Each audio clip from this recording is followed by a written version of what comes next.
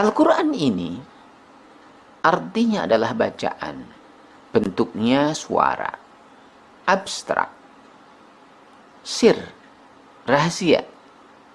Jadi ketika diturunkan, hanya baginda yang bisa mendengarkannya, walaupun keadaannya sedang ramai berkumpul antara baginda dengan para sahabatnya. Jadi bentuknya adalah suara. Nah, bunyi wahyu Al-Quran itu sudah baku, tidak akan pernah berubah.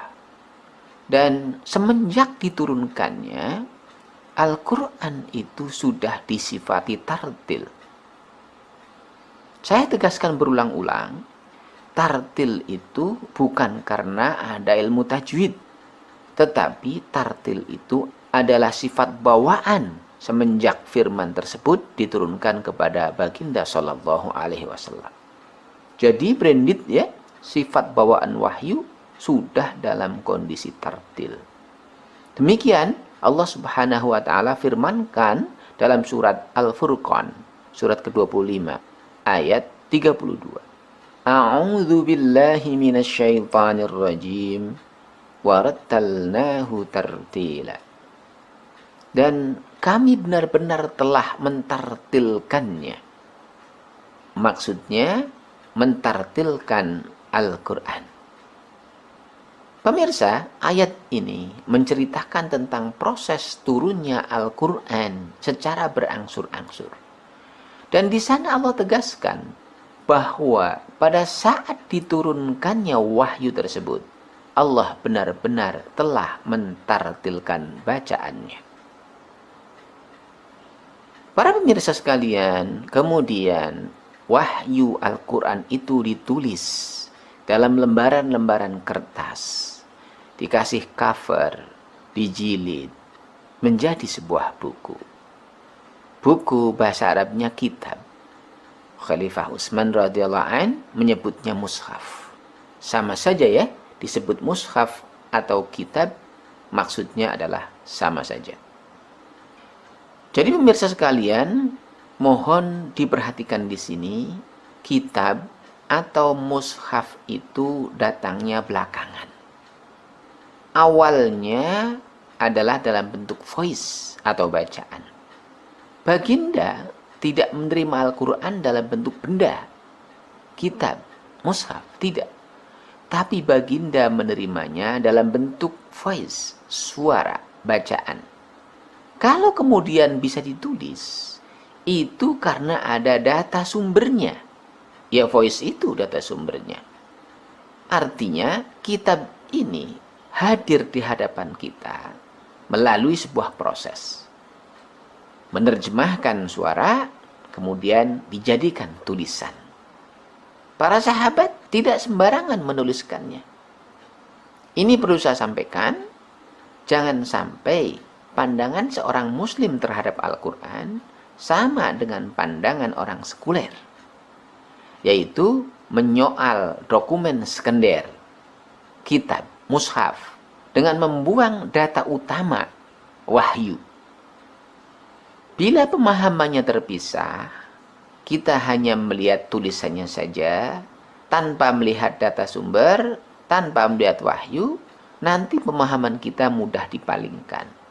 Kalau ada orang ngomong miring, kita ikut miring.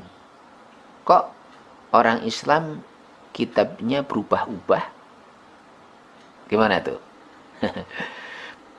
Pemirsa, karena kitab atau mushaf itu merupakan representasi dari bacaan wahyu, maka logikanya siapa saja yang membaca mushaf itu, output bacaannya harus sama dengan data sumbernya. Data sumbernya tartil, maka bacaan yang dihasilkan dari mushaf itu pun harusnya tartil juga. Nah, ini yang disebut dengan ori. Ori. Bahasa kerennya disebutkan dalam firman haqqa tilawah. Turunnya tartil, dikembalikan lagi dalam kondisi tartil juga. Ori, haqqa tilawah.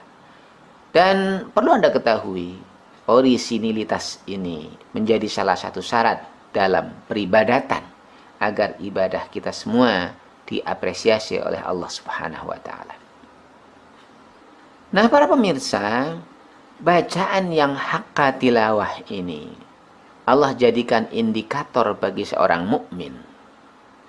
Kita periksa surat Al-Baqarah ayat 121. A'udzu billahi minasyaitonir rajim. Alladzina atainahumul kitaba yatlunahu haqqa tilawatih. Ulaika yu'minuna bih.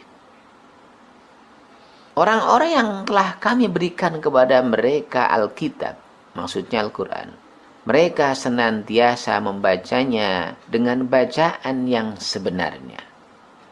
Haqqa tilawati. Ori. Mereka mengimani kitab itu. Pemirsa, bagi muslim yang mengaku beriman kepada kitab Al-Quran, hendaknya terus belajar dan berusaha mewujudkan bacaan Al-Quran yang tartil itu. Karena bacaan tartil merupakan manifestasi dari keimanan kepada kitab Al-Quran itu sendiri. Selain itu pemirsa, bacaan yang tartil juga menunjukkan kepribadian orang yang bertakwa. Bagi seseorang yang muttaqin, yang bertakwa, ketika Allah perintahkan sesuatu, tentu dia akan respon. Dia akan laksanakan. Tersebut sebuah perintah dalam surat Al-Muzammil ayat 4. Warattilil Qur'ana tartila. Pada ayat ini Allah perintahkan agar mentartilkan bacaan Al-Quran itu. Sebagai seorang yang bertakwa, tentunya tak ada pilihan kecuali memenuhi perintah itu. Allah suruh tartil, ya kita baca tartil.